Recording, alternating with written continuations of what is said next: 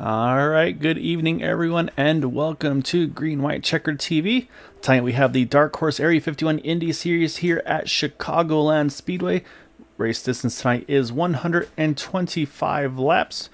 Of course, right now drivers putting down their qualifying laps, but look right now, ambient temp 74 degrees, track temperature though 111 degrees, so gonna be a little bit slippery there tonight in this qualifying run, so they'll have to keep an eye on that. Of course, second to last race somehow already this season. Things clicking by very quickly. So we'll pull up our standings going into tonight's event. And it's Nick DeGroot with a 24-point lead over Craig Forsyth and a 25-point lead over Scott Rankin. So pretty much a three-horse race for the championship at the moment. Unfortunately, it might turn into a bit of a two-horse race depending how the rest of the season goes. It's unfortunate getting some info here kind of late in the going that unfortunately Scott Rankin under the weather may not be able to race tonight. So I do see him on track. I think maybe possibly looking at doing a start and park. We'll keep an eye on him over the course of qualifying and of course the race itself. But yeah, definitely thinking of you, Scott. Hopefully, get back to 100% soon, and look forward to seeing you back in full health, man. So, and then a really tight fight here from fourth on back. I mean, look right now, you got Matt Wagner there with 278 points, and then you go down to the sixth position there of Jeff Heisong at 268. So only 10-point difference between Matt Wagner, Jim Brooks, Jeff Heisong. Yari Brupacher not too far out as well. So a lot of points still for grabs here tonight. So yeah, we'll see what we have in store for us tonight. But Boomer, glad to have you back in the booth here as well. It's gonna be a fun one here tonight. It's a 1.5 mile oval, but I feel like a pretty abrasive oval, and with these Indy cars should be able to move around pretty easily here tonight. Try to find that clean air, and of course that slightly curved backstretch too. So might mean that white line might be the leader's best friends here tonight. But we'll have to see how the cars react here this evening. Yeah, it'll definitely be exciting as this championship battle starts to come to a close here. Like you said, it's going to be hot and slick, and honestly, Chicagoland is probably one of my favorite 1.5 mile ovals that exist here in the States. Always fun to watch racing here. You can every once in a while you can get a couple lanes working, but definitely the bottom is going to be king, and we'll see those guys might have a handful with these hot track temperatures in the sun. So no matter what, should be a fun event, and looking forward to see how that championship battle shapes up with only a few races to go here. Yeah, no,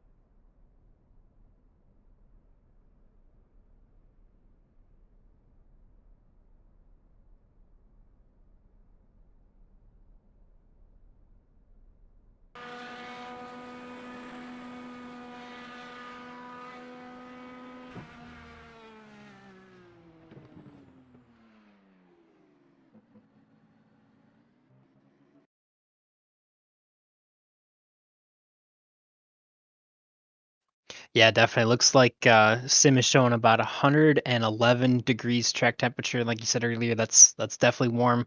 It's going to be nice and hot and slick for these guys to maybe even slide around a little bit in an Indy car. So definitely pretty treacherous. But I mean, if you look at the qualifying times here, we're pretty close. There's not a lot of gap from first to 15th. I mean, less than a hundredth of a second or so, a tenth of a second between first and 15th. So it should be pretty tight. Should be a good battle, and with a few less cars in the field, should be.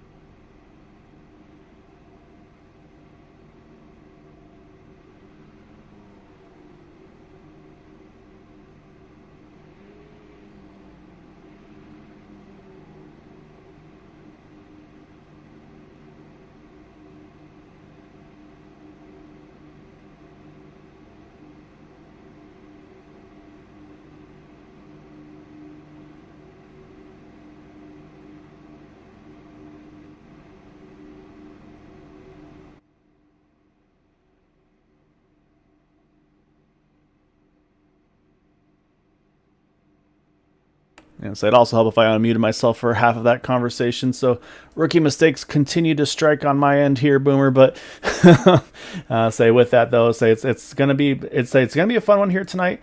So you're gonna have a lot of talent this evening with these guys up front. So again, I want to thank you all so much for supporting us here and watching at Green White Checker TV.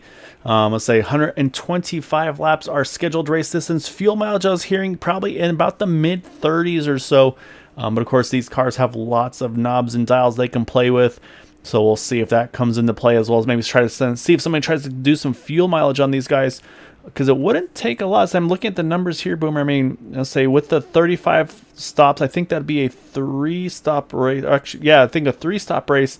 But if they can get to about 42 laps, they could possibly get away with maybe trying to 42, 43 laps, maybe try to get away with doing a 2-stopper here tonight. So it'll be interesting to see if we go green, of course, what that fuel mileage strategy is going to be here. Yeah, definitely probably a 3-stop situation if you're going to be, 3 stops, 4 stints if you're going to be going green flag here. But who knows, if we get a couple caution and people commit to the fuel saving strategy early, they may have a chance to pit one last time, keep that track position, and try to go for the win here. Yeah, so we'll be definitely watching that here tonight. As again, Eric Schaus, Eric Peterson going to be our front row. And so, yeah, so if it's a 3-stop race, they need to go about 31, 32 laps on field. That should be no problem. However, if they want to try to risk that 2-stopper strategy, try to pull a rabbit out of the hat, they would actually need to be going about 42 laps per run. So that being said, would not doubt that some of these guys have already been doing those calculations, have that in the back of their mind. So I'm saying this is a track that can allow some pretty good racing, allow some pretty good green flag action. So we'll have to wait and see. But up front, though, it's going to be Eric Schaus, Eric Peterson. As they're going to come out of turn number 4 here, we'll see that pace car make that sharp left onto pit road. And that's going to hand things over to our race leaders. You see the flag up in the air. I'm going to say again, initial start on that green flag. So once that green flag drops, we will be down and away. And here we go. 125 laps here at Chicagoland, and we are green. A good start by Eric Peterson. Almost got the nose ahead and almost got around that number 72 of Eric Schaus. But Eric's going to have the short line there to his advantage as they go down the backstretch for the first time. As you also got Benjamin Combs here sneak into the picture. Nick DeGroot right on the back wing of that 77 car as they head through 3 and 4 for the first time.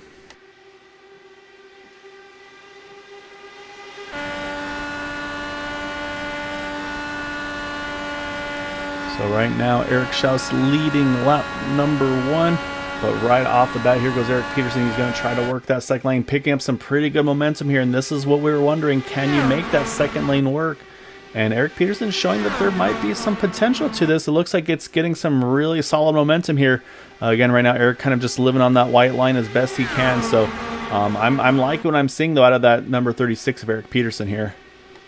Yeah, definitely. May not have the as big of a runs as we had last week at that 2-miler of Michigan, but there's definitely still some room out there to run on the outside, and who knows, patience may work out or may eventually pay off if you're continuing to work that high lane.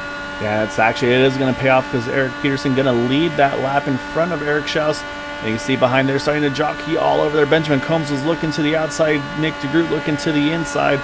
So these guys starting to jockey for that track position right now. Now it's Eric Peterson leading the way in that number 36. Say with Eric Schaus behind him, second, Benjamin Combs third. So right now, not a ton of movement towards the very front of the field. A couple of our highest climbers, kind of towards the mid-pack here, the 51 and Jim Brooks. He's gained 5 spots up into the top 10. And then Thaddeus McMurray in that 37 car also gaining 4 spots up into the 13th position. And so we also, again, talk about our championship contenders. You got Nick DeGroot right now currently running in 4th in that number 89 machine. Craig Forsyth just a little bit back there in 6th. And then, of course, we mentioned Scott Rankin, again, under the weather, but looks like going to try to fight it as long as he can. So, again, hats off to Scott here, just trying to tough it out. It's never easy to race when you're under the weather, especially when you're starting to feel really bad. Big slide there by Nick DeGroot, able to just get in front of Yari Brupacher, but these guys up front are being really racy here early on. Yeah, definitely. Still a long way to go, but some urgency to maybe get to the front and at least maybe get those points for leading laps and at least have that position to be in the front and keep that track position. Yeah, I kind of feel like that's maybe where Nick DeGroot's thinking right now, is he wants to try to get that bonus points off of his checklist. And so we're going to hop on board here with Benjamin Combs just off the back of this fight right now in that top 4 positions. I'll say Nick's found his way up into second. I'll say that Eric Peterson, I think he's going to be enjoying that clean air up front, not wanting to give it up. But right now, I'll say Nick DeGroot, he's starting to make the move. He's trying to peek to the outside line. Just to his left, there's that 36 of Eric Peterson. Eric's going to hang on to it for now. But we'll watch as they come out of turn number 2. As we talked about the momentum shift, and we've seen it earlier. We'll see if Nick can do the same that Eric was able to do to Eric Schaus a little earlier.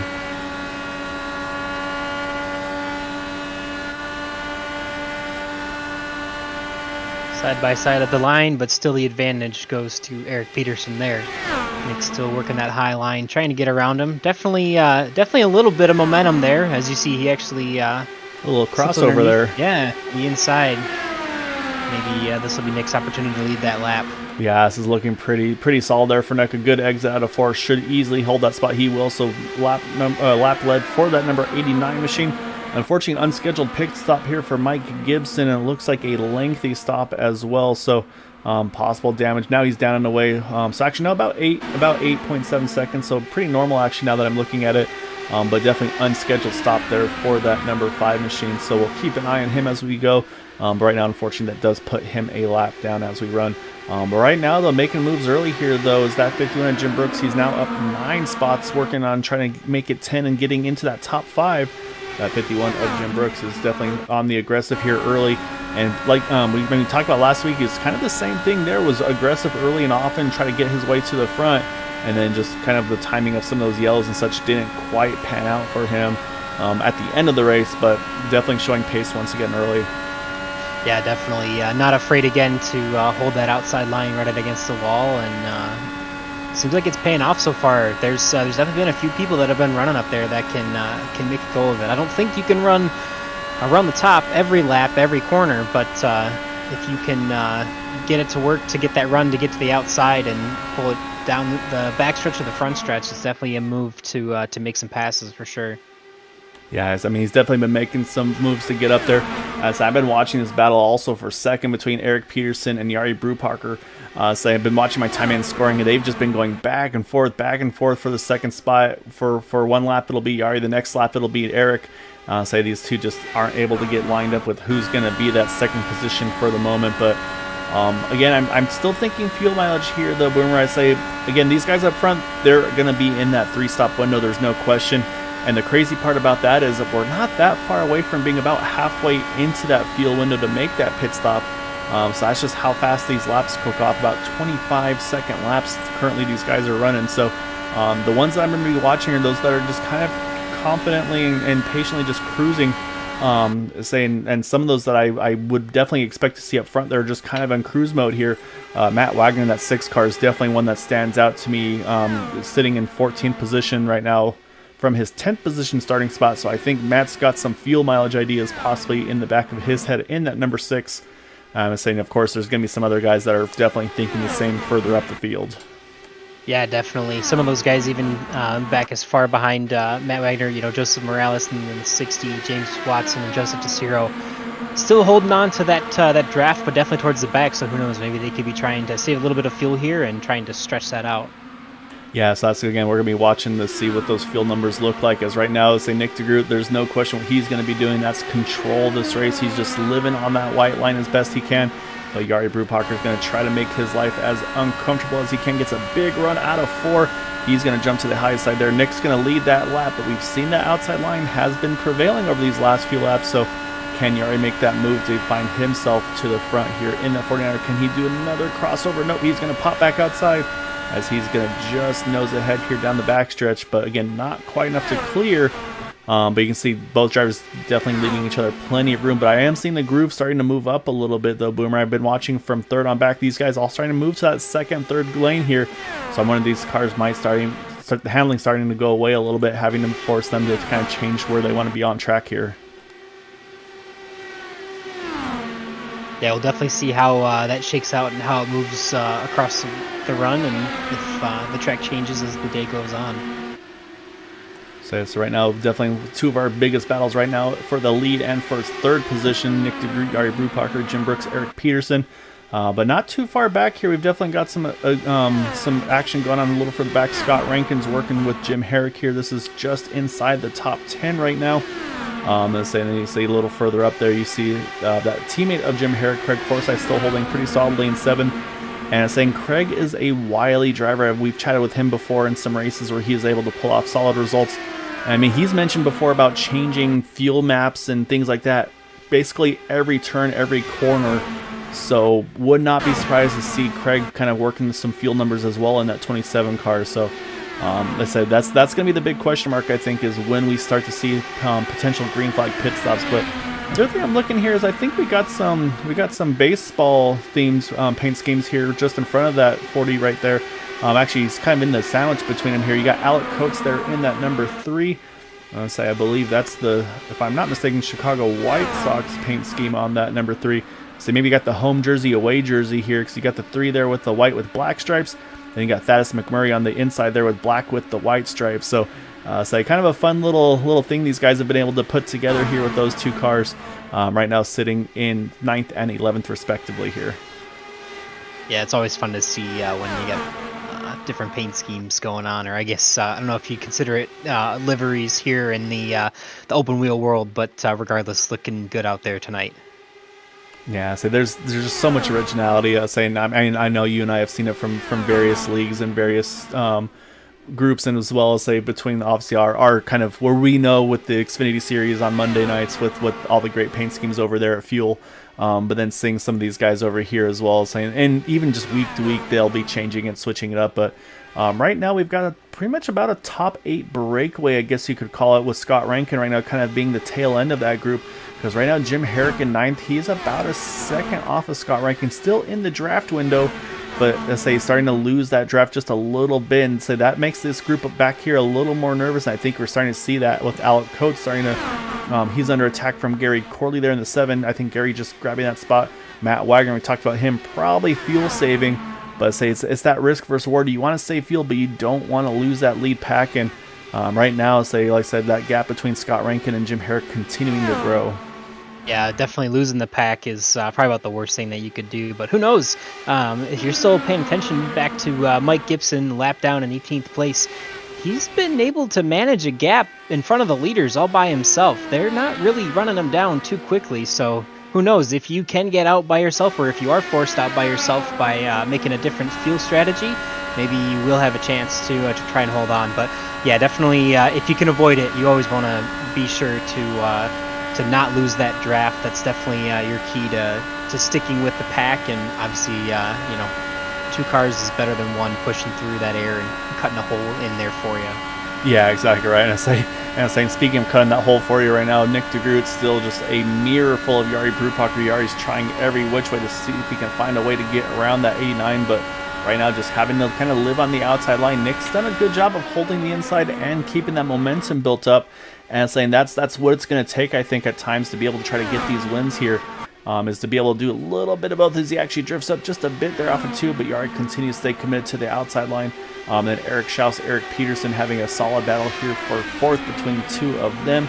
And then starting to peek into that picture, though, Benjamin Combs and Scott Rankin, they're starting to creep in as well. Actually, Scott's making some big moves now, up 6 positions. Saw a little bit of a connectivity hiccups there, but looks like it's starting to resolve itself. But he is definitely, under the weather or not, he is making some big moves here as he's going to work his way trying to get back into that top 5 now.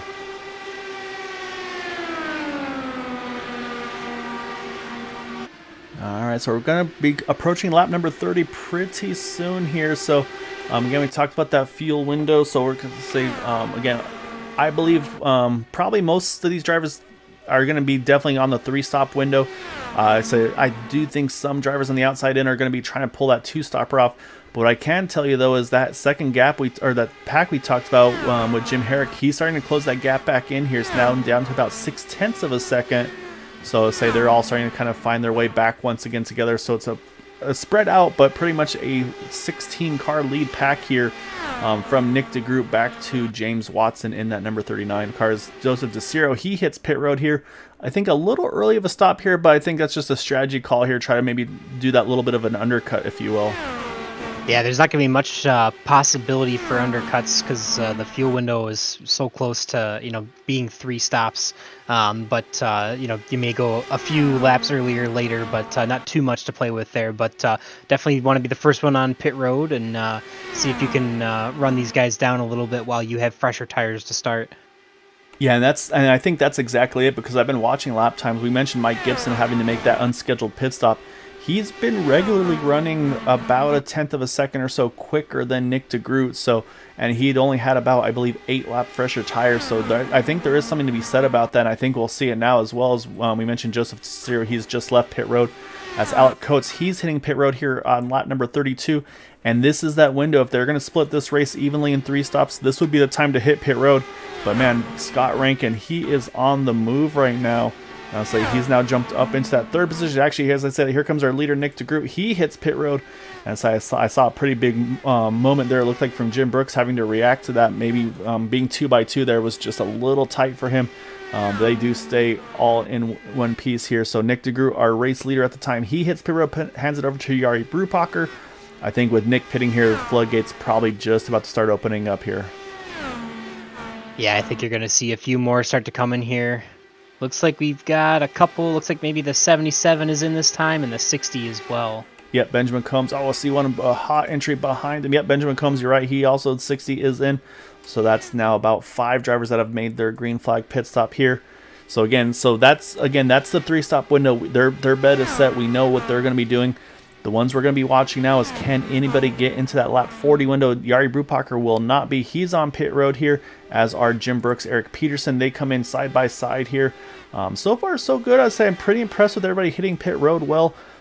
Need to mention, importantly, Scott Rankin leads a lap, so bonus point check off for that number 156. Kind of puts him on level grounds now with Nick DeGroot there. So now we'll keep an eye. Say again, the other championship contender, Craig Forsyth, in that 27. He'll be wanting to do that. As now here comes that 156 Scott Rankin. He hits pit road. That's gonna bring also Thaddeus McMurray along, as well as Gary Corley. Now with Eric Schaus taking the point. So far, looking at pit stops, no penalties so far. So everybody's been minding their P's and Q's. No speeding on entry, no unsafe entries, no speeding on exits. So everybody's doing what they need to be doing here so far. Yeah, we'll see. We've got a couple people that have stretched it out here to at least 36 laps. Looks like we got a caution we got a yellow. That's going to change everything here. Trying to find... Oh, I think it's the 40 of Jim Herrick. Oh, I think that may have been a pit entry gone wrong. Here's now he stops right at the entry of pit road. And that's going to trap a bunch of drivers a lap down here. So that's great news for those that did not pit here, Boomer. Eric Schaus, Craig Forsyth, Matt Wagner, Jeff Heisong. We'll put them ahead of the field and put them in a really good spot. So let's go back though and see what happened here with Jim Herrick that brought out this yellow. Looks like he might have caught a little bit of the apron there and just slowing down too quick, and it just got light and went around on him. So we'll back things up a little bit to try to take a look at that incident here. And yeah, you see Jim Herrick there. He's kind of straddling the apron there, and that's probably about the hardest thing for these Indy cars to do.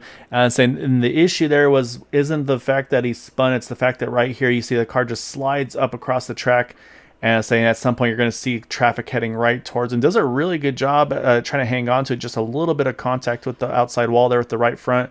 But that spin in front of the field, that's what's going to bring out that yellow. So that's the risk and reward there of kind of doing the aggressive fuel strategies and pitting. So what this does do is it brings Eric Schaus on in along with Craig Forsyth, Matt Wagner, and Jeff Heisong.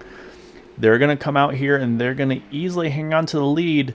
Jari Brupacher, he's going to be the winner of the Lucky Dog battle as he's going to get his lap back. And then from Jim Herrick on back here, I think Jim's going to wind up getting EOL, of course, with entering that closed pit under that caution. But yeah, from Scott Rankin on back here, these guys all going to have to take this wave around to get back one down. Or from one down to the lead lap, I'm sorry. And I think most of them should be able to get the natural wave around because most of the guys that were on the lead lap did pit. So fortunate there to get back on the lead lap, but definitely a big break for those guys that stayed out. Eric Schaus, Craig, Matt, and Jeff at the front of the field. They're definitely going to benefit from it. So even if they were going to plan on doing the two-stop strategy and be aggressive on fuel, this will definitely be a good opportunity. Even if it forces them to pit earlier than they wanted to, you got to take those advantages when you can. Yeah, so that'll be the next question: is can anybody possibly two-stop or one-stop, I should say, from here to the end? So we're going to be restarting just outside of lap number 40. So let's say it's going to be about 85-ish laps to go, I think, on this restart. So I'll say that's going to put them in about 42, 43 laps.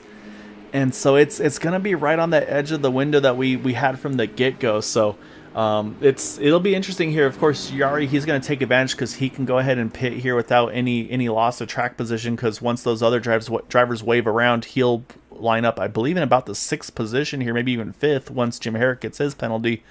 So could actually put Yari in a pretty good spot here, just a little more fuel in those leaders in front of him, and still really good track position in that 49 car. So definitely a bonus of Yari getting a great in and out lap in that 49. Yeah, definitely.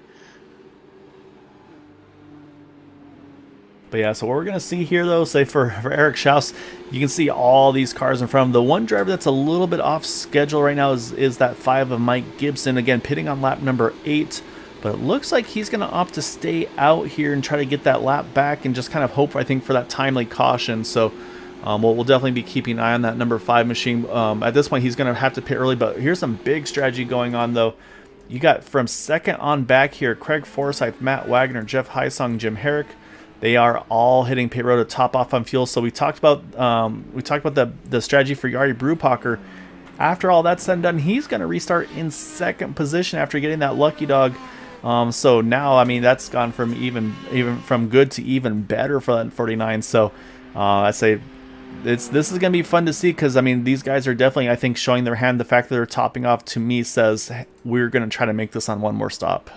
Yeah, definitely. And I think with 86 laps to go here as it sits, you probably could be close to that strategy. I don't think it's going to be too aggressive, like you said, about where we were to start the race to do the two-step strategy, but that definitely helps. And I think that there's definitely an opportunity to still do that. So we'll see. Definitely have to see how that shakes out towards the end. See if they can gain anything if we do go green for the rest of the way out. Yeah, so this could turn into one of those races where it's a race to who isn't leading it kind of a situation. So Eric Schaus, Yari Brubacher, we mentioned them. Eric pitting under caution at 37. Yari pitting the next lap at 38 after his wave around. And then Matt Wagner, Craig Forsyth and company pitting at 39. So as you see, here goes the 72 car. He's got control. He is down and away. Gets a good jump on Yari here. But say we'll have to see those guys from Scott Rankin on back. Again, had to take the wave around. And it looks like a little bit of movement there further on the back, but looks like so far so good. I think that's Nick DeGroot being aggressive early, trying to gain as much track position as he can at the drop of that green. Yeah, definitely. Your biggest advantage to making up spots is right on these restarts here. And if you could be aggressive and get up there, get on the wheel, get your elbows up, it definitely helps, because the field's never going to be more bunched up than they are right now. Yeah, when to go back to look at what with Nick DeGroot there, I say, yeah, Yari Brubacher, he was aggressive. He takes the lead here. So move Eric Schaus back to second, Craig Forsyth to third. I'll say I'm watching Matt Wagner. He's dropped off a fair bit off of Craig Forsyth. So again, the 27-6 cars, they're on the same strategy here, but there's again a significant difference in track position for those two right now, because if Matt Wagner tries to catch that 27, he's going to be burning a lot of fuel. But what I'm seeing right now is I think Matt's going full in on this fuel save strategy, because he just looks like letting these guys on by here now behind Scott Rankin there in that 156. Nick DeGroot now trying to threaten him for that spot as well. So I think some of these guys are definitely hedging their bets on trying to make this thing on one more stop. Yeah, and I think with what we restarted with, I believe 85 to go, then at that point, if you split that up into 3 stints or 2 stops, that's around what, like 27, 28 laps. So that's definitely a lot less than what you can go. So at that point, it might be a little aggressive to pit more often, but you'll have those fresher tires for longer. So obviously, we did see that cars that had eight lap fresher tires were able to be, you know, 10th or so quicker per lap, which over the course of a long run does make up quite a bit of ground. Yeah, exactly right. And I also need to mention Mike Gibson. Looks like he's just hit per. This one definitely we'll have to keep an eye on, but looks like you say he's going to put him back down a lap, unfortunately. So not sure on the strategy there. Not sure, maybe some damage or some wall contact to that 5. But he's getting service done to that car, which at this point would again is going to drop him back down one more lap, kind of like the initial start, honestly. And yeah, he's back down and away, normal 9-second stop, so nothing out of the ordinary there. But right now, what we got here is, as I said, we've got a train of cars, and as I said, I think what we're seeing right now, though, is with Yari leading Eric here. I think this again kind of shows the strategy here, because I think Craig Forsyth, I really like where this 27 car is sitting.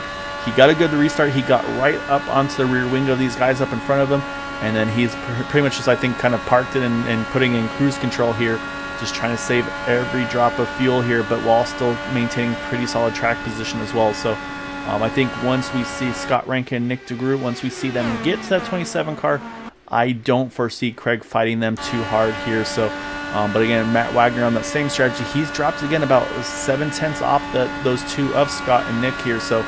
And we talked about the championship battle. We got Craig there, 3rd, Scott in 4th, Nick in 5th. Those were our 3 championship leaders coming into tonight. So they're all once again found their way together here in 3rd, 4th, and 5th. Yeah, definitely a tight battle for these championship leaders. As you see, they catch this top 3 here.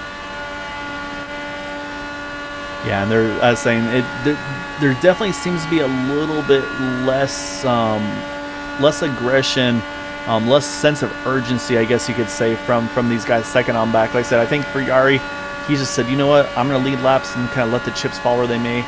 I feel like from Eric Schaus, Craig Forsyth and company, I think they've kind of gone on that same thought process, like, hey, we might be able to make this field number work here. As the 10 now, Joseph DeCiro, he hits pit lane. Also, I believe an unscheduled stop for that 10 car. So starting to put a couple drivers again once more a lap down here. As I was saying, I think the other thing we're going to see here is with Nick DeGroot there. Again, there's no fuel savings for him. He was one of our earlier pitters. He cannot make it a one more stop. There's no way with that wave round he had to take. So I think we're just going to see full aggression out of that 89 car. And so for Craig, again, he was on the outside looking in on the points entering tonight's race. So that fuel mileage, I think, would be his best bet. Just try to do something opposite of your competition. See if you can catch them in a bad spot on the fuel mileage.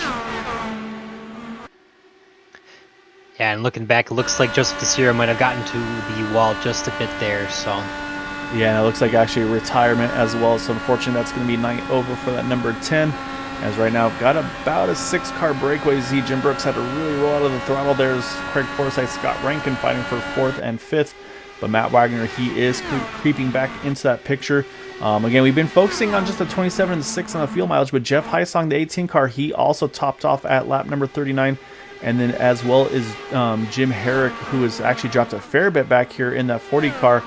So I'm a little more nervous about this because when you lose the draft, even on fuel savings, you're going to burn a lot more fuel. So I'm not liking where Jim is here, unfortunately, as he's over a second behind Joseph Morales in that 60 car. So while Jim, again, he topped off, but I feel like losing the draft as bad as he has may be a hindrance for him as well.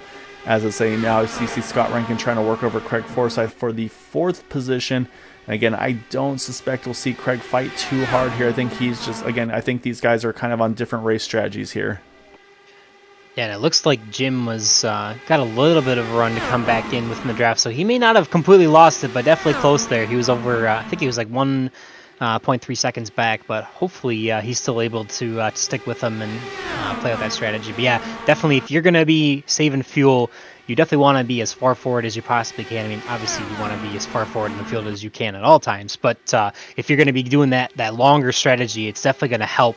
That track position makes such a huge difference, especially when you're coming in and out of the pits. You know, you don't realize how much time 2-3 seconds makes up in track position. So yeah, exactly right. Especially when, again, these guys go on. I'm saying, actually, let's find out how fast these guys are going. We'll pull up the speed here. As you see Craig Forsyth down to about 210 through the turns here, as they head through the straightaway here, picking up to about 223, it looked like, in that 27 car. And again, I think that's with Craig not really showing the full steam of that number 27 at the moment. So yeah, I say, like I said, a couple seconds when you're going 220 plus is definitely going to make a big difference in the fuel numbers, and of course track position wise as well. So and you're exactly right as well. If you can be up front and controlling the pace of this race, or be in that group here, you can be saving from the get-go. Like I said, if you're further back, like we mentioned, like Matt Wagner was at one point, Jim Herrick, you're going to have to burn fuel to catch back up to that draft. So that's what I've been really liking about Craig, is he's been right up front with these guys in the thick of things pretty much from the drop of the green. So he hasn't really had to make that aggressive push to get back to the front. And so that's why I kind of feel like he might be in the catbird seat if he can keep that fuel number where he needs to. And I'm saying again, he's a very calculated driver. He's usually able to hit those numbers that he's looking for, making so many adjustments just throughout the course of the race, turn by turn. So I definitely am liking what I'm seeing out of Craig here. But again, we're still got lots of racing to go. Still not even quite at the halfway point. So the question will be, yeah, kind of who blinks first on the pit strategy. And the other thing we could see, Boomer, is maybe these guys that do have to make that two-stop strategy, only one of those stops is going to be need a full fuel load. The second stop would probably be just a little splash of fuel. So if they can really kind of try to break that draft or force the pace of the race fast enough, try to run these guys out of that fuel save window.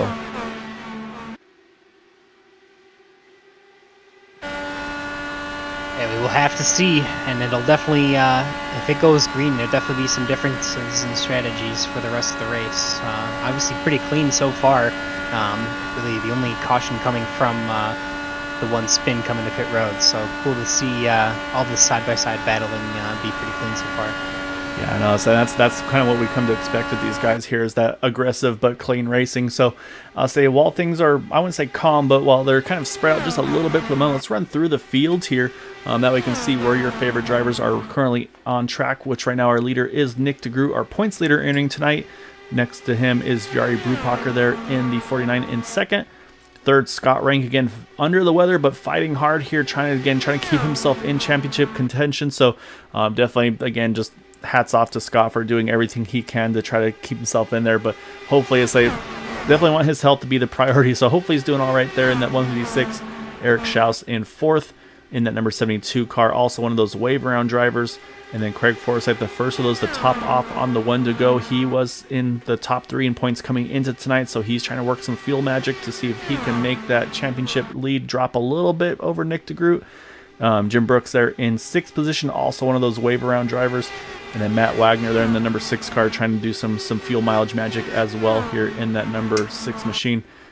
In 8th, you've got Jeff Heisong, also one that topped off on that one to go. Then you got Thaddeus McMurray in 9th in that 37 car. And rounding out our top 10 at the moment is the 77 of Benjamin Combs. And then right now, battle for 11th spot is Eric Peterson, just getting around Gary Corley there. That drops Gary Corley now back into 12th. And 13th will be the 3 of Alec Coates. Joseph Morales in 14th position, that number 60. And then Jim Herrick, mentioned him a little earlier, trying to save some fuel, we feel like, in that number 40. He sits in 15th.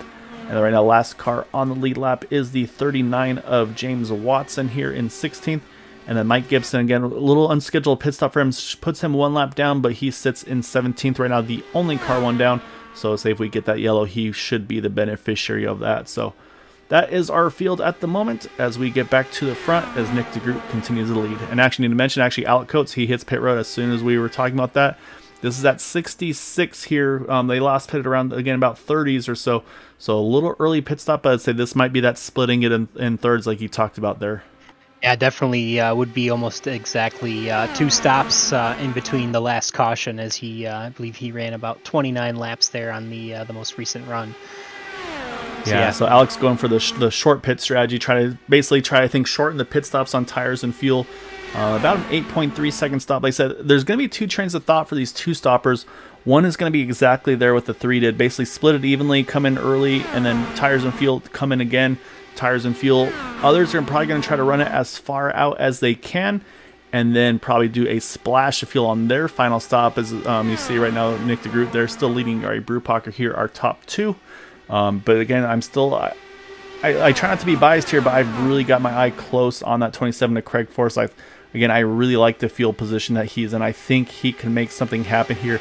The big question mark is going to be, it depends on when the leaders pit. If he winds up having to lead too many laps, actually here comes Nick DeGroot, an early stop for that 89 car. He's going to be doing the same strategy we just talked about. Pretty similar to that number 3 car, and also bringing in Benjamin Combs and Joseph Morales along with him. I actually thought Nick would stay out a little later here, but that was what I was about to mention though. If these guys pit early, if Craig has to lead this field, that could put Craig in a much different field window compared to if he was able to steal this draft from these leaders.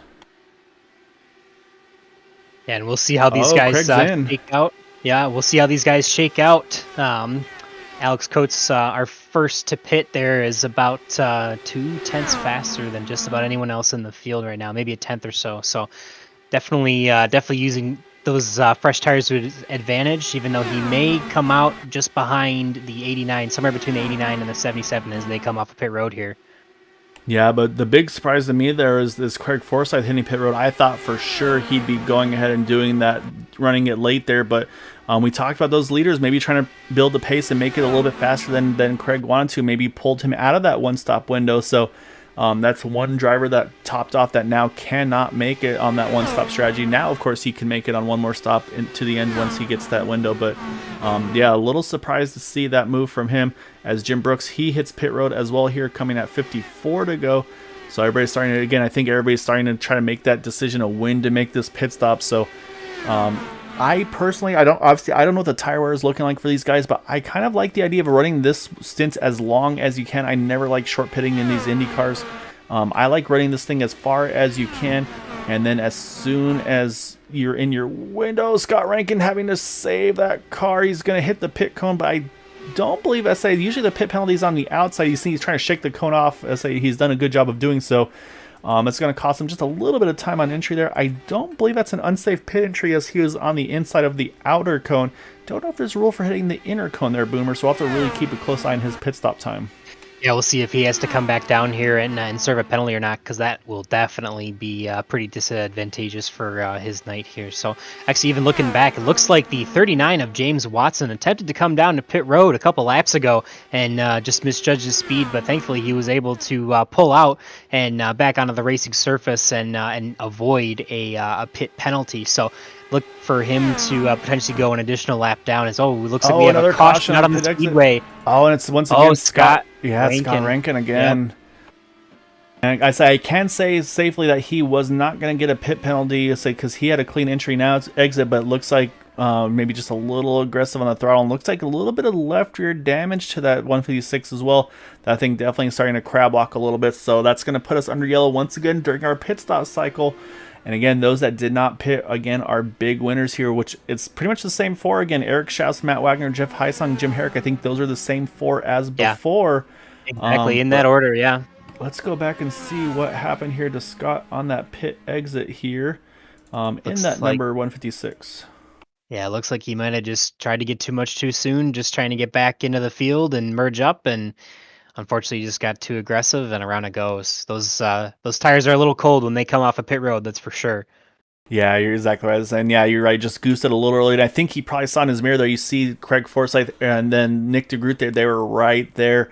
And then this is where the left rear damage comes in. Unfortunately, pancakes the outside wall there. So that's where his damage came from there in that 156.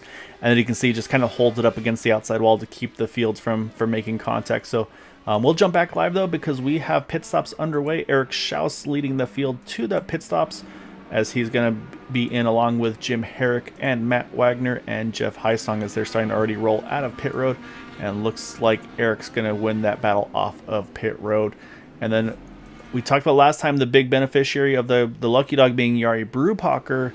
This time around it's going to be Craig Forsyth, and this is a huge break for Craig, as I believe the second car line was most likely going to be the 89 of Nick DeGroot. So it's going to keep Nick trapped around and have to do the wave around once again.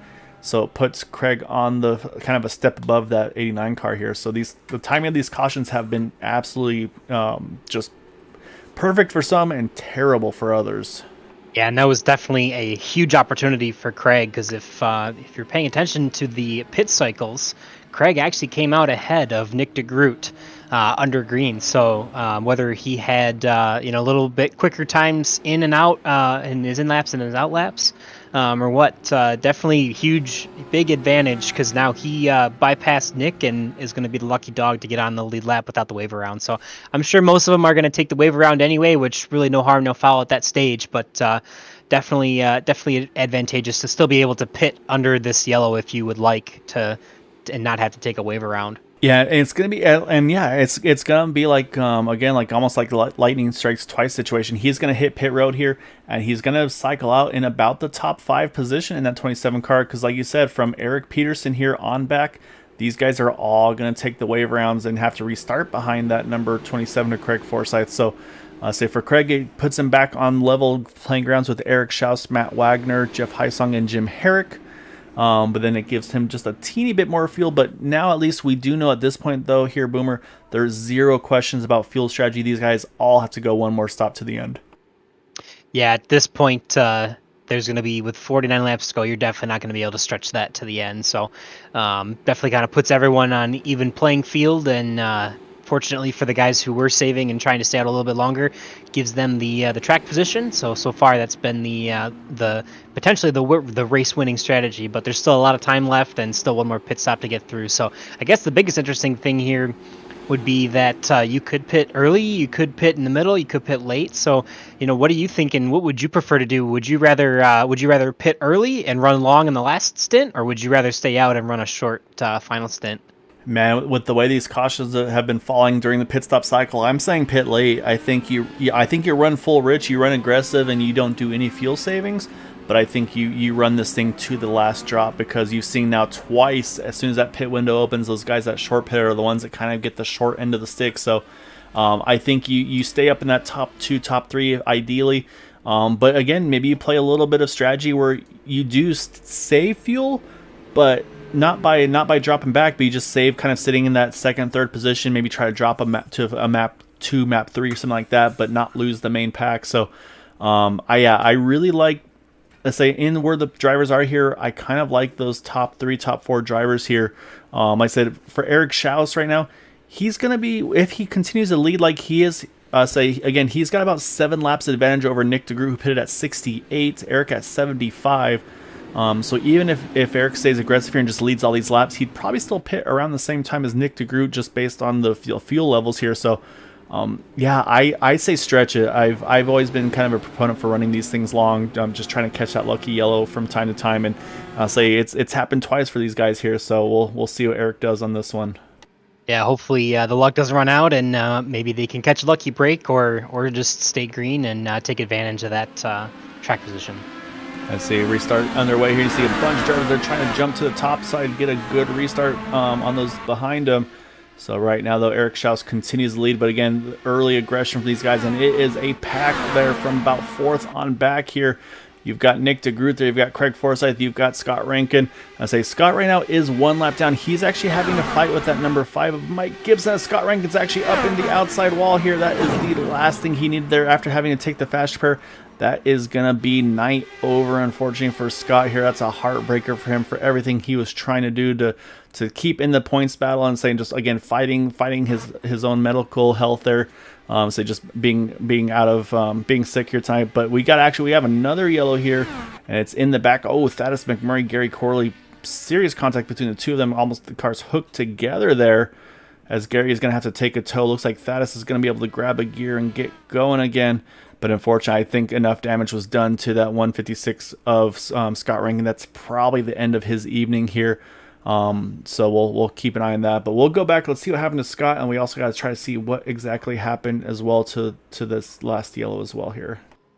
Yeah, I definitely see quite a bit of damage to that number 37 machine of Thaddeus McMurray as he limps his way back to pit road. Definitely better to drive it yourself than to take the tow, but got quite a bit of front end damage, and that right front tire is wobbling all over. Yeah, so I'm starting off over here. So let's start with Scott Rankin. You can see he's actually got Mike Gibson there right to his inside, so that was part of the reason for the aggression, I think, out of that 156, having to try to stay up in front and beat that lucky dog position. and then we'll see where the contact was. And oh, it looks like Craig Forsyth may have, yeah, I think Craig just got into the left rear a little bit on entry there of that 156 car. So now just everybody was going for everything they had there, and unfortunately, Scott just at the wrong spot at the wrong time. And then we'll jump a little further back here to try to see what exactly happened here between Gary and Thaddeus. Let's say because they were just a little further back from this incident, so we'll pick up the pace here because that happened in 1 and 2. I know Thaddeus lost a little bit of momentum from the incident there. Oh, actually, Thaddeus trying to get an entry there actually drove up into the side of, I believe that's the 36 there of Eric Peterson. Yeah, it was, and actually Eric gets up into the wall, but then in trying to recover his car, Thaddeus just winds up going straight up onto the track and unfortunately right into the path of Gary Corley, just Gary, an innocent bystander there. So we'll have to keep an eye out, though, damage possible for Eric Peterson as well. So two quick incidents there between a couple of drivers and a championship contender as well. So definitely a big twist in the race here. Yeah, definitely. Looks like Thaddeus McMurray was able to take that fast repair back out on the track, no problem. But we do have a couple retirements in both Scott Rankin and Gary Corley for the evening. Yeah, that's a heartbreaker, like I said, for Scott especially. He was having a really good run. What we do see here, though, is we talked about the fuel mileage and strategies and such on there. I don't think it's enough here at this point. Say we're still under yellow, but do we see any takers here? And we did see takers here. Actually, Nick DeGroot pitted there at lap 81, along with Yari Brupacher, Eric Peterson, Benjamin Combs, Alec Coates, and James Watson while we were watching that replay. So, man, I don't know if they're gonna. Yeah, I don't know if they're gonna have enough to stretch that for the rest of the race. But who knows? Maybe if we get a couple yellows here, they may be playing into their favor.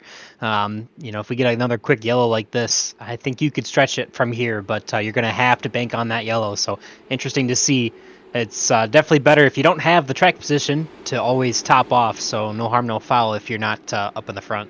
Yeah, I think, and I do also need to mention Mike Gibson in the 5. He is now back on the lead lap, getting that wave around in the number 5. But yeah, so right now Nick DeGroot in 8th, the first of those that hit pit road. And so right now, let's say we're at 43 to go here. It'll be 42 at the 1 to go, which means we'll restart this race at 41 to go. And we've run the numbers, and it would be tight. You might be able to make 41 there. Do we see? I think we do see, but say how far up do we think we see the first driver that's going to top off on this 1 to go? I think we see our answer right here. I think Yari Brupacher here kind of making his intentions known here. I think he's going to duck on the pit road, I suspect, and top off. But as I said, he's going to prove me wrong. And so far, looks like we might have 2 there at the very back. Yeah, so Mike the Gibson 37 and the 5. Yep. I like the call here by Mike Gibson because, again, he was the lucky dog. He was going to restart at the back anyway. He's going to fill up with fuel. And Thaddeus McMurray, unfortunately, 1 down. However, say if things play out right, that could put him in a good spot as well. So, so right now, it's pretty much everybody's going to still need 1 more pit stop. It'll be a short pit stop just based on when they last pitted and how long we've got left in this race. But this could get interesting here. Let's say we were talking about the fuel mileage a little bit earlier, so it might be tight for some of these guys that might try to play a little bit of some stretching on the fuel number. Yeah, I think for the most part, just about everyone else in the field is going to be looking at 1 more stop here. I think the only 2 that would not would be Mike Gibson and Thaddeus McMurray that just pit there on that 1 to green. So we'll have to see. Really, the only ones that have stayed out the longest have been Jim Brooks and Joseph Morales, each on 13 and 16 lap tires and fuel at least. So they definitely are going to be coming down for 1 more stop, but everyone else looking for 1 more as well. So. Yeah, it's gonna be interesting. This is gonna be a lot of racing here to go and a lot of strategies here as well. So it's gonna be Matt Wagner leading the field back to green. As you see, he is down and away. Pretty good reaction there from second on back. So say everybody spread out a little bit, but that draft's gonna bring them all right back together here as they head back into turn 1 here, starting lap number 85.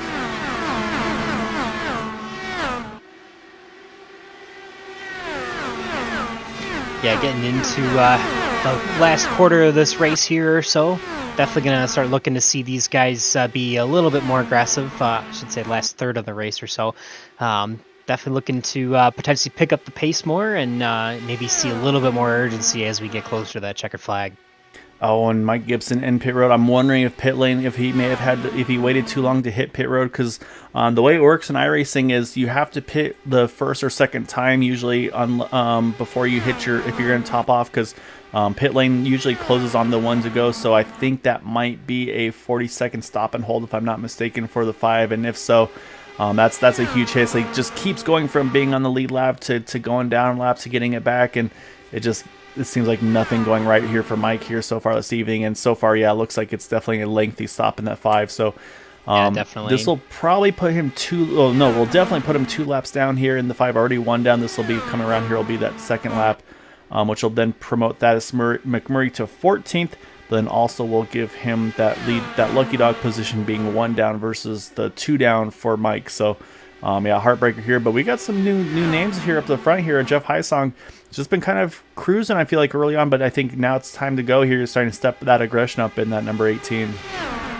Yeah, the 72, Eric Schaus, Jeff Hysong in the 18, and Jim Herrick in the 40 were all some of those guys that were taking advantage of staying out long and getting those lucky breaks to stay at the front of the field. So good for them to hold on to that track position, and looks like we see our leaders are actually going to put Mike Gibson a 3rd lap down here as he comes back out on the track.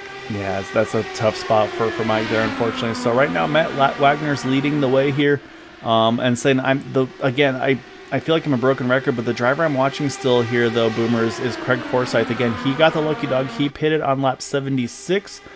But these guys from second on back, they just are looking kind of content here, just kind of cruise control, just stay right on the back of those guys in front.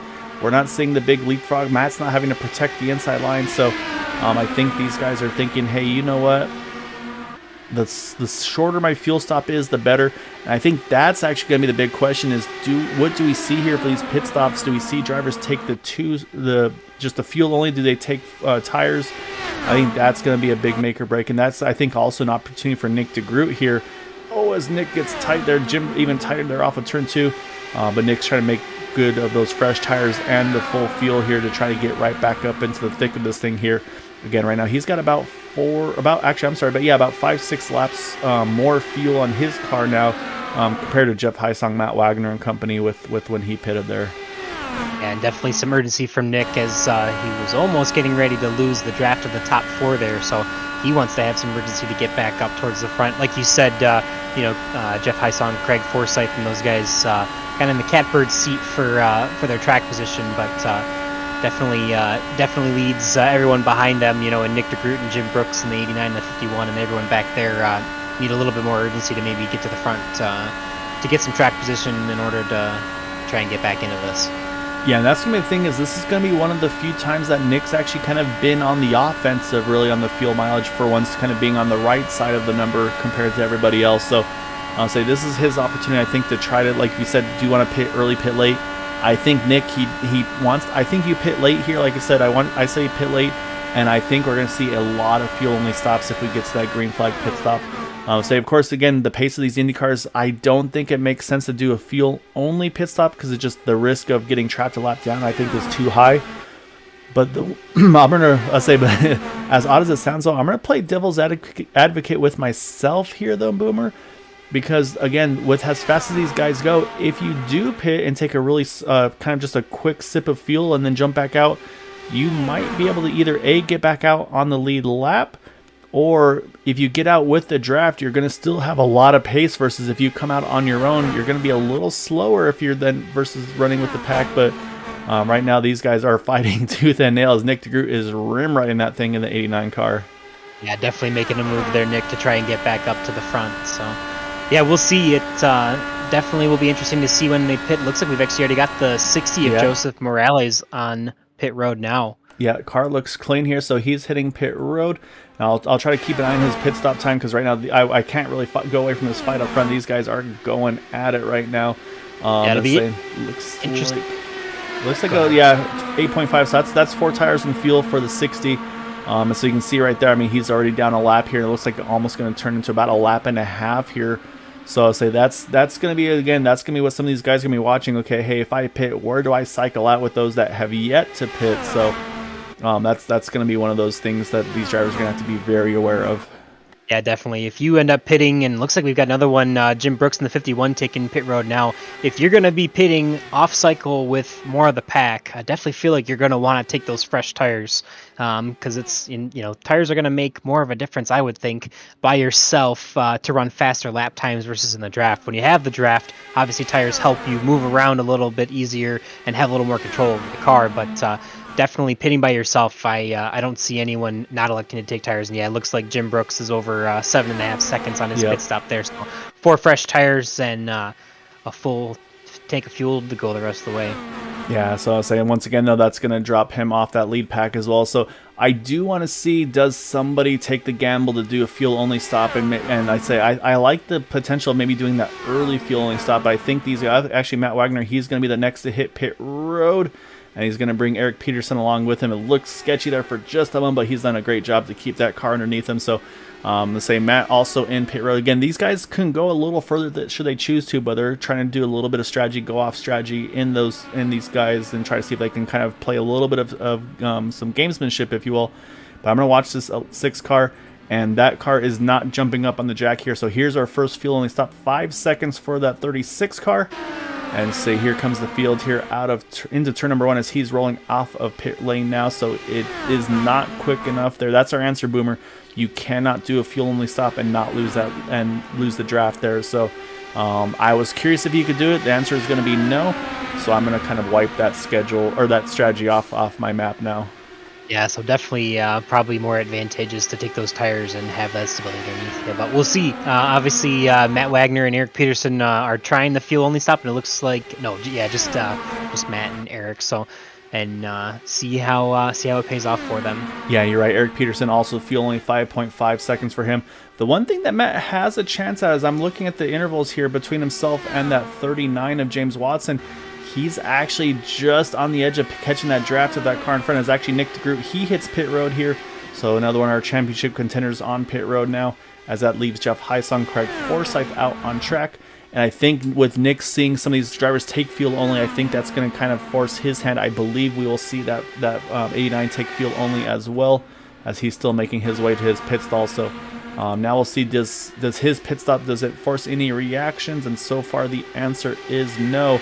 But it is a fast stop for Nick DeGroot here, Boomer. 4.37 seconds for that number 89. It looks like at least a half a second faster than anyone else. So great pit stop by his crew there, and he gets back underway onto the track. Yeah, and also importantly here, Matt Wagner, he did catch some drafts of that car in front of him. So I'm going to jump over to that number 6 because here he comes. He's up to speed. Nick DeGroot here. It's going to be a battle between them, but Matt gets that spot here through 3 and 4.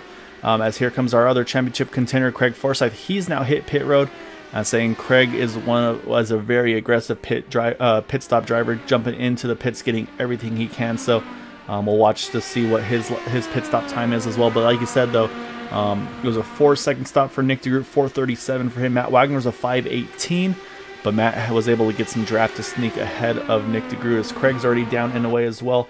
And Craig went for some tires here, though. He went for 8.13 second stop, so that tells me 4 tires and fuel. But he's already working on his exit here. He might still be in a good spot here.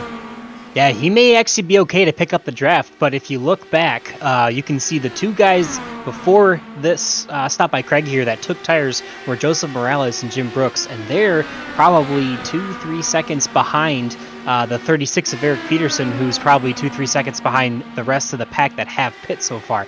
So we'll see. Obviously, maybe a little bit fortunate there for Craig to come out with tires and with the pack. That'll probably be a huge benefit, as we know Nick DeGroot, who's racing around, did not take tires. So we'll see if that helps Craig be a little more confident in making moves as the race goes on and as those tires wear out with 18 laps to go here. Yeah, this is going to get pretty dicey here right now. So say Craig has cleared the 39 machine of James Watson, so that leaves Matt Wagner next in line for him, as right now he is within a second of Matt Wagner, and he is closing that gap and closing it quickly. Nick DeGroot's actually gotten back around Matt Wagner for that spot. So right now, kind of the pit stop drivers, right now Nick in front over Matt and Craig. But like you said, though, Craig with the fresh tires here. So We'll see how much of a difference those tires make once it comes down to crunch time, because we still got 17 to go. And these guys, as I say that, Craig runs the fastest lap of the race there at 24.93, which is a half a second quicker than Jeff Heisong at 25.41. But again, the thing is, though, these guys are all one lap down right now, so a caution completely changes the complexion of this thing. So that's why these guys are running this fuel out as far as they can. The other thing that they're doing here, Boomer, some of these guys, if they continue to save and save fuel and stay in this draft here, they may not need a 4 or 5 second pit stop. They might need a 2-second pit stop. Just kind of plug it in, did a splash, and run off again. I mean, that could be a big difference as well here. Yeah, definitely. Like we were saying when we went back to green, you really didn't need a ton of fuel, but you will need a little bit to get the rest of the way. So we'll see how this plays out. Definitely advantageous for this pack of 4 cars here with Nick DeGroot leading the way just behind our lead pack here, as they, if they can make their way up to be, obviously, like you said, they're at least a couple tenths faster than the rest of the lead pack. They can make their way up to the back of that lead pack before the end of this, before the rest of them pit, may give them an opportunity to leapfrog them when it comes time to everyone else pitting, if there are no cautions. Yeah, I think that's going to be the name of the game, is if a yellow and win. As right now, Nick still continues to lead that pack there, but Craig and right now Craig and Matt here are having a really big fight for this. I guess you could call it second place battle, if you will, as they're going to try to go 3 wide here through turns 3 and 4. But right now, I think Nick's just trying to work the draft to his advantage here, but Craig's going to stay tagged on right to the back of the A9. Duty mentioned Benjamin Combs. He's hit pit road here in that 77 car. So that leaves us with about, I believe, 6 more drivers yet to make their final pit stops. And we'll see. And here comes one more. Jeff Heisong, he's in. Oh, he's loose. He's going to see, he catches the grass, but he's going to keep it off the racing surface. You see, he throws in reverse real quick, turns it around. Unfortunately, it's going to throw him out of the running for the race win here tonight, but keeps it under green. So it's a tough break for Jeff Heisong, and saying I've been there, done that, so I feel you there, Jeff. But yeah, so we stay under green here as we're down to 12 to go here, as we've still got, again, 5 more drivers yet to make their final pit stops.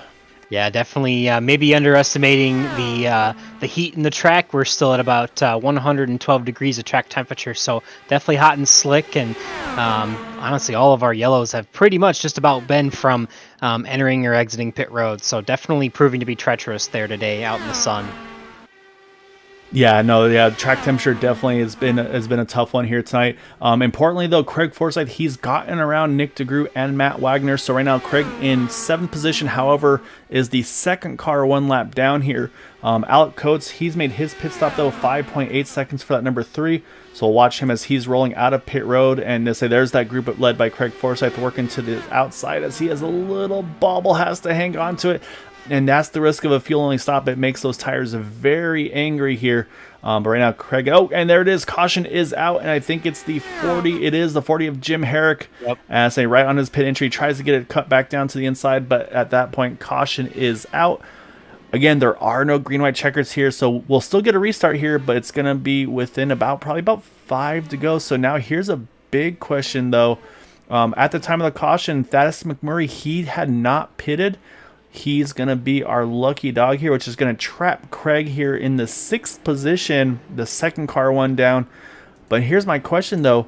Yari Brewparker, Eric Schaus and company, if they can make it to the end, do they pit for tires or do they try to keep this track position? So it's only going to be three drivers here. So it's going to be the 49, 72, and the 39. And there's my answer. And I think you're about to say the same. And they are going to hit pit road. Yeah, I was gonna say there's no way I'm not coming if there's basically you're guaranteed to be no worse than 4th on that restart, and there's no penalty to take tires of fuel. Well, you wouldn't need fuel at this point. Well, maybe a splash of fuel at least, but definitely tires for sure. So you can see that they're all gonna come down and grab those. So I said we'll go back and take a look at that caution. I said unfortunately Jim Herrick just I say it looks like kind of I was gonna say kind of the identical as last time, but it was lower. It wasn't straddling the apron there, but you can see he does catch once he gets to the apron, it just steps out on him completely, and you see great avoidance there. But I believe that's actually Thaddeus McMurray there, and that actually could have changed everything there, because if Thaddeus had gotten into the 40 of Jim Herrick, that would have actually promoted Craig Forsyth to our lucky dog driver. So Great job by Thaddeus to avoid that. That's gonna promote him to the lead lap here as the lucky dog. He's gonna be able to get service done to that car, and like we mentioned, everybody else is gonna get a wave around. So he's basically gonna cycle this thing back out in that 4th position on this next restart. With Craig Forsyth and company gonna all have to take that wave round. And we talked about tires.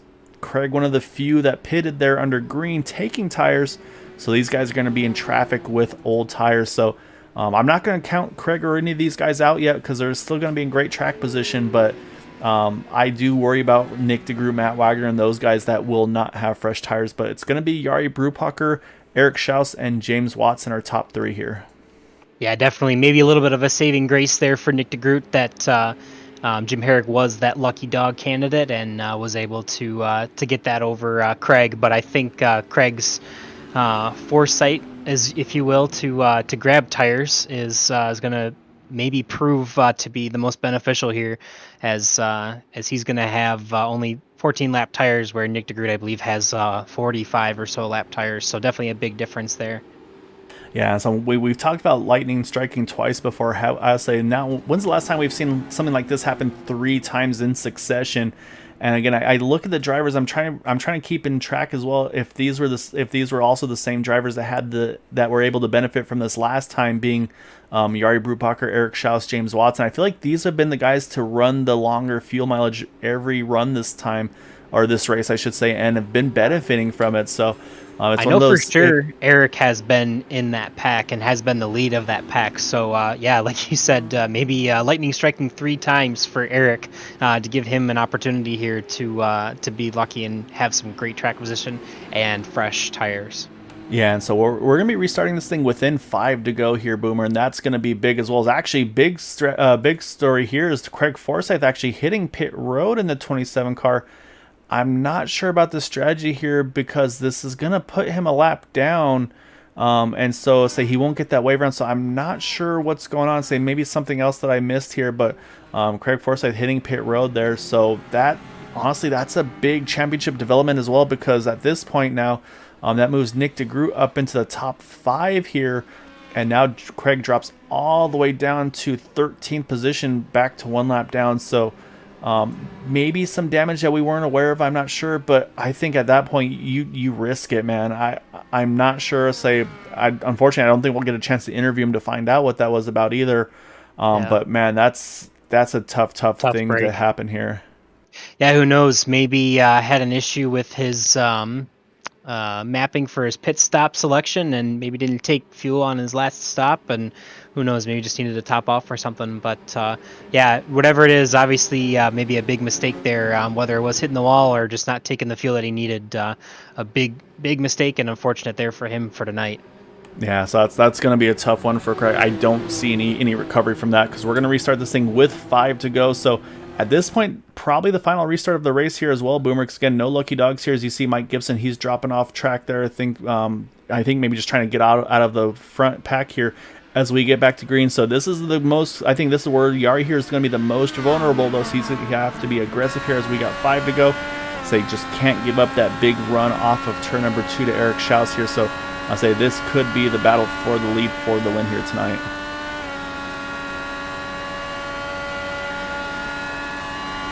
Definitely going to be interesting to see as Eric tries to look on the outside here. Didn't quite get there, but he's definitely all over the back of Jari Brupacher in that 49 car. Yeah, so he's got the run. He's going to peek to the outside at 4 to go, looking outside into turn number 1. And right now, momentum still going to shift to that inside lane. Those fresh tires obviously going to be helping both of these guys a ton. But right now, it still continues to be that 49 over the 72. Thaddeus McMurray about 5/10 of a second back as I said, contact in the back. James Watson around along with Thaddeus McMurray. We stay green though, both drivers pointing forward and off track, so that's a huge heartbreaker there for Thaddeus. There was in a great position himself, but this continues to be the battle for the lead and for the win here, and it's really kind of turning into a 2-horse race here, because Nick DeGroot's now about 1.3 seconds on back here. So depending on how hard these guys fight, this could be the battle for everything here, unless Nick can get there to spoil the party. Yeah, definitely very unfortunate there to see them make contact within the last couple laps, but it's going to pretty much lock it in to be a battle just between Jari and Eric here up front. Yeah, you see Eric trying to pinch that 49 as low as he can, try to keep him uncomfortable. As at the moment here, it looks like Yari's going to hang on to that spot as we're at 2 to go. If they can get to the white flag, it's going to be a race between the two of them. And we do get the white flag, so right now it's 1 to go. Will it be Jari Brupacher? Will it be Eric Schaus? Right now, Yari's still got a nose ahead. Eric's still looking on the outside. Going to be a drag race down the back stretch as they enter into 3, side by side. Yeah, so Eric's going to have to try to get that little over-under, try to keep that Jari pinned to the inside line as they come out of 4. It's going to be Jari Brupacher hangs on to that lead here. He's going to win the race here at Chicagoland. Eric Schaus going to grab 2nd. Nick DeGroot 3rd. Matt Wagner 4th. Eric Peterson going to round out our top 5. And saying those fresh tires in that track position worked perfectly for Jari there at the end. But again, unfortunately, late contact there towards the end with some of our contenders there, and that's definitely a tough break for those guys. But I say for Jari here, definitely what he was looking for, I believe, win number 2 for him in the Area 51 IndyCar Series. So definitely a good finish there for him tonight. Yeah, definitely Jari and Eric at the end there were ones that looked to seem to capitalize the best on that those cautions and the strategy. So great for them to put themselves in position, and Jari held strong on that inside line. Obviously, we seen a lot of cars trying to make that outside work with that momentum early in the race, but Jari holding strong, holding that bottom, holding the pretty wheel, and getting it done here in Chicago. Yeah, exactly right. So so you can see, let's say Jari celebrating here. So what we'll do real quick is let's pull up our final results for tonight's event while we watch that number 49. As it's going to be Jari Brupacher over Eric Schaus by 0.03 of a second. Nick DeGroot there in 3rd. And then you got Matt Wagner, Eric Peterson again rounding out our top 5. And then Jeff Heisong, Benjamin Combs, Alec Coates, Joseph Morales, Jim Brooks, our top 10. And then James Watson, Thaddeus McMurray, 11th and 12th. And then from 13th on back, unfortunately, we mentioned Craig Forsyth, to me, the heartbreak of story of the night there, finishing 13th after all said and done. Then you got Mike Gibson, Jim Herrick, Gary Corley, Scott Rankin, and Joseph DeCiro. So, and so I mentioned maybe try to see about what happened with Craig, and say Craig actually hopping onto YouTube to give some insight and said, unfortunately, it sounds like possibly a brain fart, according to the driver of that number 27. So that's a tough one to take there for Craig, unfortunately. Yeah, definitely. So maybe a faux pas with the pitting sequence and electing to not take fuel on his final stop potentially. So yeah, definitely a bummer, and always tough to take yourself out of it with a mistake like that. I know we've all done it here and there, at all during races like this with big pressure on the line. Yeah, no, I don't know about you. I've never made mistakes in my career with races. I don't know what you're talking about there, but no, all joking aside, though, yeah, and that's the thing, is the heat of the moment, and those things, drivers. I mean, you have to do everything yourself. So we're gonna pull in our 3rd place finisher though here, and that's gonna be Nick DeGroot. And say, Nick, you had a nice points lead coming into tonight, and say just through a little bit of attrition, a little bit of craziness. At some points, it looked like you were going to be kind of in a tough spot there with the fuel strategies, and I'm sure finally that 3rd stop. Well, actually, no, I'm sorry. Actually, every caution, now that I think about it, getting burned by the untimely caution there. But able to make the most of it to grab that 3rd place here tonight. But I mean, what's going through your mind when you pit and then you see about 5 others that have yet to pit, then that caution comes out and you're not the lucky dog? You're just like, okay, this is not what I was looking for here. I mean, you think I would have learned the first 2 times it happened in this race to not try the undercut, but yeah, it's like we put ourselves in position, we got the lead, we pitted early for the undercut, as you said, and then boom, caution, and we're having to pass 8 cars to get back to the front and rinse repeat throughout the whole thing. So yeah, we had to pass a lot of cars tonight, so made things interesting, that's for sure. To come away with a podium and a nice little points haul before Indy, that's you know what, I'll take it. I'm happy Yar was able to get a win. He deserves one, and yeah, I'm happy with the podium.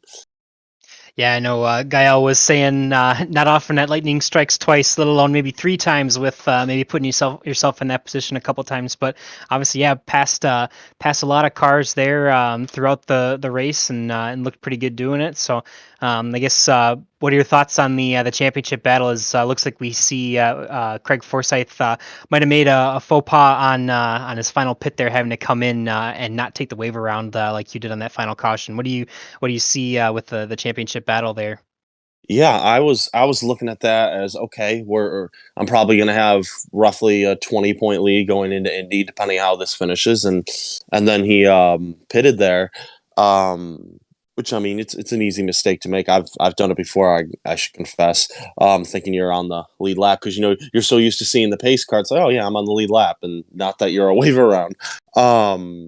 But yeah, now we're going to Indy. It's a completely different situation where I think we kind of breathe a little bit, focus on just going for the win, which is really nice considering the last few times I've gone to Indy in this series, I've had to sweat over the championship big time to the point where finishing second by 7/1000ths of a second was not enough to win the championship. So it's nice to have a bit of a buffer this time going into Indy so we can really race it out there and have some fun. Yeah, so it was definitely it's gonna be a different story for you coming to tonight. And you're right though. I mean the points have been so different this season to last, I'll say. And but that's the thing is you've been in the thick of it so many times. So I'll say don't have the updated points yet, but you're right. I mean with you finishing third and then your next closest challenger there being in 13th, I'd say probably a pretty good spot to be in. But yeah, I mean, a great result for you here tonight. Like I said, having to come through from the back to the front numerous times. So I'm sure there's a bunch of drivers that are kind of in the same boat. There's like, all right, when am I going to catch that break that I'm needing here? I guess the only other question is, of course, the late pit strategy there, the pit stop fuel only for you. One of the quickest pit stops for that fuel only stop, 4.3 seconds there. And then you see Craig come out with you guys. Him, I don't know if you're aware or not, but him taking tires there at the end. Did that worry you at all prior to that yellow coming out where it's like, okay, well, it looks like I'm going to be fighting for second or third when he was able to get around you prior to the yellow? Or, I mean, what was the thought process when you guys were kind of fighting to try to be that first car one down? Yeah, I wasn't aware that he took tires until he made that three wide pass, and I'm like, oh, he took tires. Uh-oh.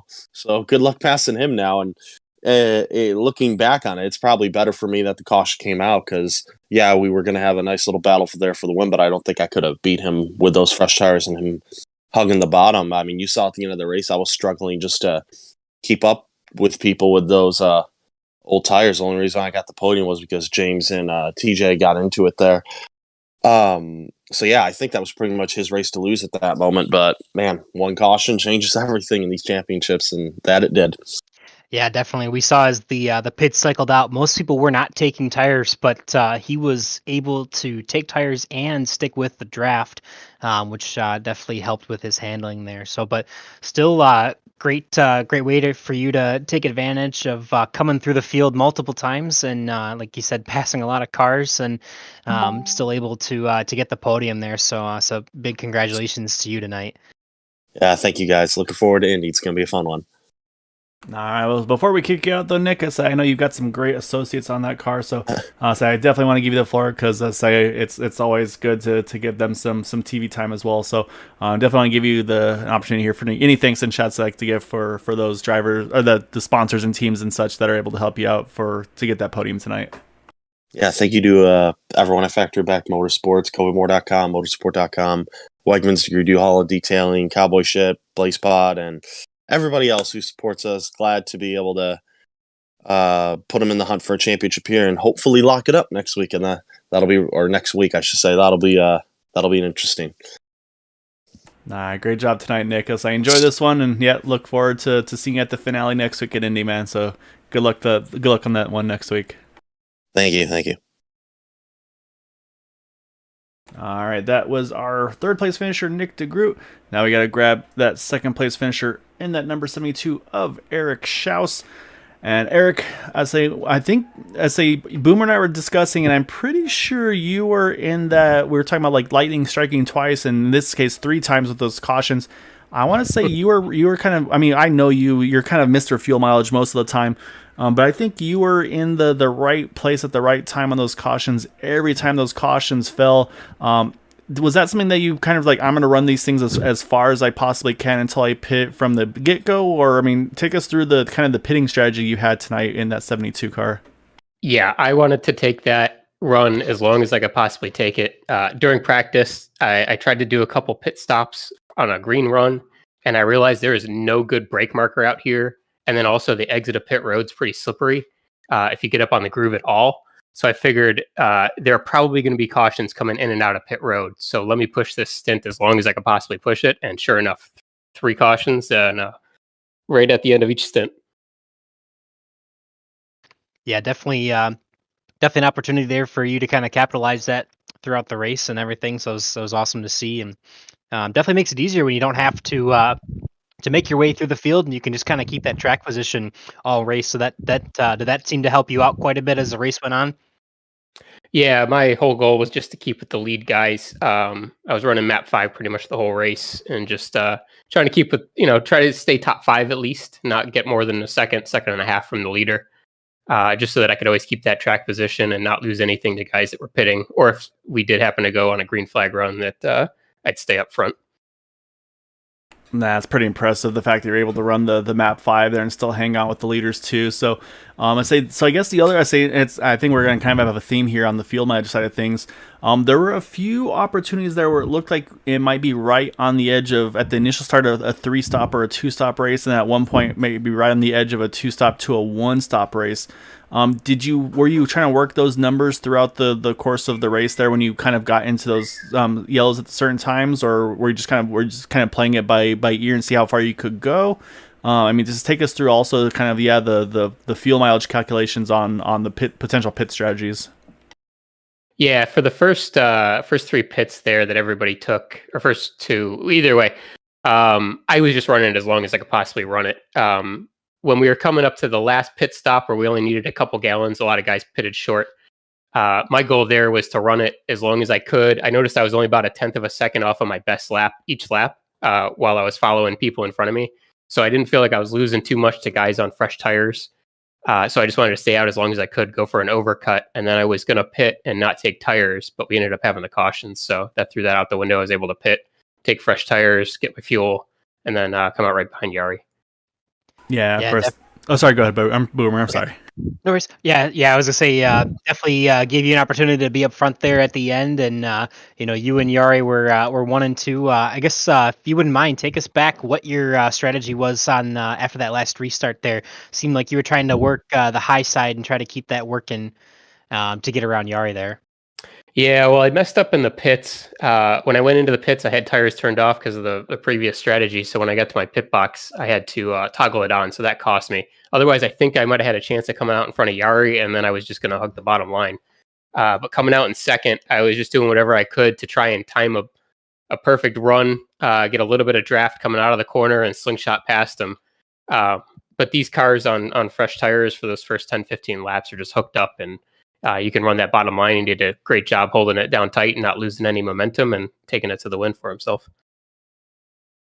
Yeah, so it was a really good battle between the two of you, and like I said, I think if it was a used tire battle at the end, I think maybe a different story there, but still, a great result for you is that you played the strategy to perfection or keep you in contention all race long. So before we let you go, though, definitely want to give you the floor. Any thanks and shouts you'd like to give for that runner up here tonight?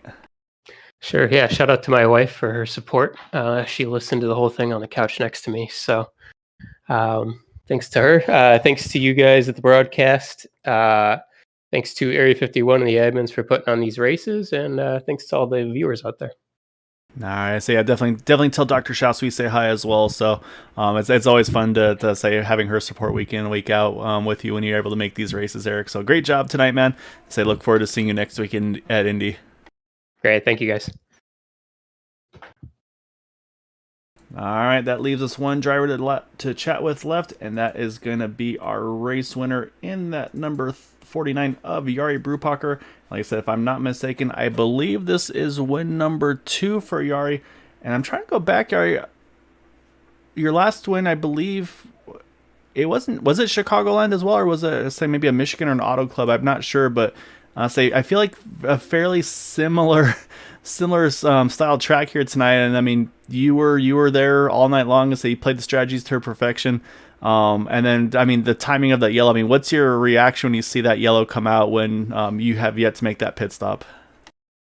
Yeah, the other win was at Auto Club 2 seasons ago. The yellows caught me out 2 times, first 2 times, and that put me a lap down. Luckily, the first time I got the lucky dog, so didn't cost me much. But the second time, it really put me back down in the field when I got the wave around. So basically decided to learn from these two mistakes and try to go a little longer on the third run. And I would have come to the pits probably the next lap that the last caution fell. So I was a bit lucky there in the end with the cautions. Yeah, definitely. We've seen a couple people either continued to either get caught by the early cautions, or some people staying out and continuing to ride that. But obviously, changing strategies in the middle was definitely a big win for you. And at the end, gave you that opportunity to come out first and be the leader at the final restart there. I guess take us through what you're thinking during that last run after those last 5 laps to the checkered flag. Yeah, I thought it was a hard battle. I really enjoyed it. Hard but fair. I tried to push him as far as I could to the outside when we were side by side. He tried to pinch me down to the bottom as much as he could. I just knew if I could hug the white line, then I would probably be good. I was a little afraid of drifting up, maybe, so he could put his nose right underneath me, but managed to keep it on the white line. Was really hugging it 2 or 3 times. I thought it was going to spin because I touched the white line in the corners. Yeah, it was. I was really worried about the restart because that was really the moment you could overtake the leader if you got a good run out of 1 and 2. I think I got a good jump at the restart, so when Eric caught up to me, it was already like 1 lap later or something, and yeah, then it was just hard racing, and luckily I stayed up front. Yeah, and you're exactly right. That's something we had mentioned on that restarts. Like you said, the leader really is the most vulnerable on those restarts because if they get the time that restart just right, they get that huge run on the backstretch. Man, maybe try to make a move entering 3 or even clear you in 3. But yeah, you're able to do everything to perfection to protect it.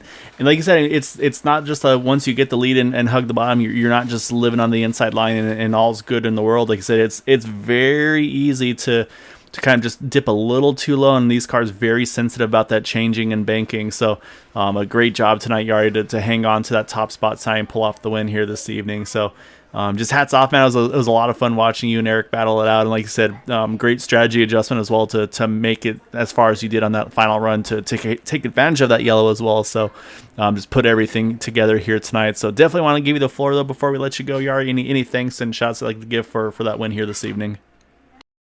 Yeah, once again, thanking everybody participating, thanking the admins and you guys in the booth, and yeah, everybody watching. It's always fun racing here, especially if you win. Yeah, that always helps. Winning always makes it sweeter. So, any special celebrations for tonight? Not really. It's a little late here already. I gotta get up rather early tomorrow, so it's off to bed now. Celebrating tomorrow then. Nah, that's fair enough. Yeah, so yeah, of course, Yari, because I'm gonna be running a rough guess here. It's about 4. No, not 4 in the morning. Probably about 2 in the morning over there, or is it 4? 3 in the morning. Okay, I knew it was somewhere in that range. I split the middle, so. Yeah, I love the dedication though. So yeah, definitely makes it a little bit tough in your sleep schedule, of course. But yeah, always a pleasure to have you over here, Yari. So like I said, hopefully you're able to kind of get yourself settled in a little bit. That way you can get to bed and then yeah, do some celebrating tomorrow, man. But yeah, great job tonight, Yari. Thank you, guys. See you. All right, Boomer. That's our race winner in that number 49 of Yari Brupacher. And yeah, I mean, we've had a couple times now where our race winners, to say we've had a couple guys. Henry Bennett won as well over in the UK. Would run just ridiculously late hours, and so he had to kind of cut it back because it was kind of cutting into some other things for him as well. So, but man, yeah, just a tough race for, I think, for a lot of these guys here tonight. Say just the timing of the yellows really threw a few people for a loop there, and unfortunately it kind of cost a couple guys their pit strategies here tonight. Yeah, definitely. It seemed to be that every one of those cautions just about came from making mistakes in and out of pit road, and yeah, I mean, definitely just maybe even some discipline and making sure that you keep that car in the ground rooted well and don't get on the power too quickly, or you don't hit the brakes too hard. But yeah, definitely made it exciting. Obviously, a couple people. Learned from it and were able to to change their strategy from short pitting to long pitting, and definitely had a different outcome for all three of even our podium drivers tonight. Yeah, exactly right. And so, as I can give an update on the points going into next week's finale at Indianapolis, and I think is exactly what Nick DeGroot said there. Is they should be feeling a little more comfortable going into that one. He's going to have a 49-point margin over Craig Forsyth, and then Scott Rankin 53 out from the lead. So, I'm not sure if it's enough to lock him as our season champion. Because I'm going to look at the points here. And Yari had 59 total points for tonight's race, so I say not enough to lock him in, but I say it could be one of those ones as long as he starts the race and has a clean incident-free race and just is there at the end, probably enough to clinch him that title. But we've seen crazier things happen over the various seasons here with Area 51. So yeah, Boomer, thank you so much again. I really appreciate you hopping on here. Looking forward to doing some more broadcasting with you as well. And then Steve, as always, definitely miss you, man. Look forward to hopefully we get you back for the finale as well. So definitely been thinking of you as well. But yeah, Boomer, appreciate you hopping on and look forward to doing this some more here. Yeah, definitely. It's been fun even in these first 2 weeks here, and looking forward to see if Nick DeGroot can hang on and get that championship next week, or even if we can see Craig or Scott throwing in there and try to battle it out for either second or something crazy. But it's been a blast so far. Appreciate the opportunity, Gael. Love working with you so far, and really excited for next week's finale of the season. And of course, appreciate everybody that's watching and supporting us here on Green White Checker TV. Saw you over here a little bit earlier, Todd and Jack. As I always love to see you guys. I prefer seeing you guys on track, but always appreciative as well to have you guys up watching us as well when you can't make these races. So thank you guys all, as always for watching, supporting us, and of course everybody else that's been watching. And if you're watching, don't be shy. Feel free to jump in the chat as well. So we always try to keep engage with our viewers here as well. So it makes it a lot of fun to do. So hope you all enjoyed the race here tonight. We'll be back on Thursday evening for the Super Speedway Truck Series. So I believe they will be back at Daytona for race number 3 of 4 in their playoffs. And then again on Sunday night for the Super Speedway Xfinity Series at Daytona as well. So until then, hope you all have a wonderful evening. Stay safe. And until next time, have a good night all.